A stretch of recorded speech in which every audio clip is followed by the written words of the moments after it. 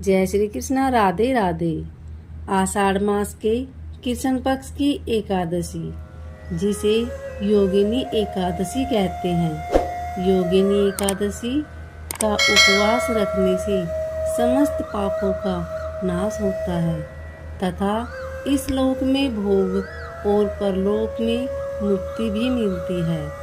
योगिनी एकादशी व्रत कथा महाभारत काल की बात है कि एक बार धर्मराज युधिष्ठिर ने भगवान श्री कृष्ण से कहा, हे त्रिलोकीनाथ, मैंने ज्येष्ठ माह के शुक्ल पक्ष की निर्जला एकादशी की कथा सुनी। अब आप कृपा करके आषाढ़ माह के कृष्ण पक्ष की एकादशी की कथा सुनाइए। इस एकादशी का नाम तथा महात्म्य क्या है, सो अब मुझे विस्तार पूर्वक बताएं। श्री कृष्ण ने कहा, हे पांडुपुत्र, आषाढ़ माह के कृष्ण पक्ष की एकादशी का नाम योगिनी एकादशी है। इसके व्रत से सभी पाप नष्ट हो जाते हैं। यह व्रत इस लोक में भोग तथा परलोक में मुक्ति देने वाला है। हे धर्मराज, यह एकादशी तीनों लोकों में प्रसिद्ध है। इसके व्रत से सभी पाप नष्ट हो जाते हैं। तुम्हें मैं पुराण में कही हुई कथा सुनाता हूँ, ध्यान पूर्वक श्रवण करो। कुबेर नाम का एक राजा था। अरकपुरी नाम की नगरी में राज्य करता था। वह शिव भक्त था। उनका हेममाली नामक एक यक्ष सेवक था, जो पूजा के लिए फूल लाया करता था। हेममाली की विशालाक्षी नाम की अति सुंदर स्त्री थी। एक दिन वह मानसरोवर से पुष्प लेकर आया, किंतु कामासक्त होने के कारण पुष्पों को रखकर अपनी स्त्री के साथ रमण करने लगा। इस भोग विलास में दोपहर हो गई। हेममाली की राह देखते देखते जब राजा कुबेर को दोपहर हो गई, तो उसने क्रोध पूर्वक अपने सेवकों को आज्ञा दी कि तुम लोग जाकर पता लगाओ कि हेममाली अभी तक पुष्प लेकर क्यों नहीं आया। जब सेवकों ने उसका पता लगाया तो राजा के पास जाकर बताया, हे राजन, वह हेममाली अपनी स्त्री के साथ रमण कर रहा है। इस बात को सुनकर राजा कुबेर ने हेममाली को बुलाने की आज्ञा दी।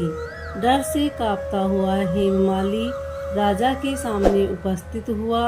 उसे देखकर कुबेर को अत्यंत क्रोध आया और उसके होठ फड़फड़ाने लगे। राजा ने कहा, अरे अधम, तूने मेरे परम पूजनीय देवों के भी देव भगवान शिव का अपमान किया है। मैं तुझे श्राप देता हूँ कि तू स्त्री के वियोग में तड़पे और मृत्युलोक में जाकर कोढ़ी का जीवन व्यतीत करे। कुबेर के श्राप से वह तत्क्षण स्वर्ग से पृथ्वी पर आ गिरा और कोढ़ी हो गया। उसकी स्त्री भी उससे बिछड़ गई। मृत्युलोक में आकर उसने अनेक भयंकर कष्ट भोगी, किंतु शिव की कृपा से उसकी बुद्धि मलिन न हुई और उसे पूर्व जन्म की भी शुद्ध रही। अनेक कष्टों को भोगता हुआ तथा अपने पूर्व जन्म के कुकर्मों को याद करता हुआ वह हिमालय पर्वत की तरफ चल पड़ा। चलते चलते वह मार्कंडेय ऋषि के आश्रम में जा पहुंचा। वह ऋषि अत्यंत वृद्ध तपस्वी थे। वह दूसरे ब्राह्मण के समान प्रतीत हो रहे थे और उनका वह आश्रम ब्रह्मा की सभा के समान शोभा दे रहा था। ऋषि को देखकर हेममाली वहां गया और उन्हें प्रणाम करके उनके चरणों में गिर पड़ा। हेममाली को देखकर मार्कंडेय ऋषि ने कहा, तूने कौन से निकृष्ट कर्म किए हैं जिससे तू कोढ़ी हुआ और भयानक कष्ट भोग रहा है। महर्षि की बात सुनकर हेममाली बोला, हे मुनिश्रेष्ठ, मैं राजा कुबेर का अनुचर था। मेरा नाम हेममाली है। मैं प्रतिदिन मानसरोवर से फूल लाकर शिव पूजा के समय कुबेर को दिया करता था। एक दिन पत्नी सहवास के सुख में फंस जाने के कारण मुझे समय का ज्ञान ही नहीं रहा और दोपहर तक पुष्प न पहुंचा सका। तब उन्होंने मुझे श्राप दिया कि तू अपनी स्त्री का वियोग और मृत्युलोक में जाकर कोढ़ी बनकर दुख भोग। इस कारण मैं कोढ़ी हो गया हूँ तथा पृथ्वी पर आकर भयंकर कष्ट भोग रहा हूँ।